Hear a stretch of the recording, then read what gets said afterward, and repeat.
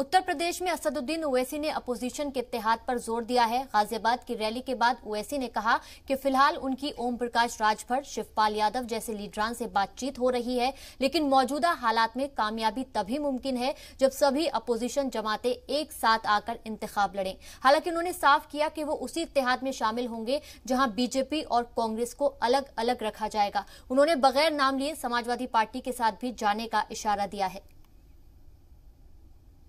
हम तो अभी तक ओम प्रकाश राजभर साहब के भारतीय संकल्प मोर्चा का हिस्सा हैं हम, और हमने जाकर शिवपाल यादव साहब के घर में एक नहीं दो मरतबा उनसे मीटिंग की, और हम तो ये कोशिश कर रहे हैं कि किसी और पार्टी से हमारा अलायंस हो जाए। हमने शिवपाल साहब को भी कहा, ओम प्रकाश राजभर साहब को भी कहा कि बीजेपी और कांग्रेस को छोड़कर अगर कोई अलायंस करने के तैयार है तो हम करने तैयार हैं। पूरे उत्तर प्रदेश में बीजेपी से एक नाराज़गी है, और हमारा मानना है कि उस नाराज़गी को बीजेपी को हराने में अगर कन्वर्ट करना है तो सबको मिलकर इनसे मुकाबला करना पड़ेगा।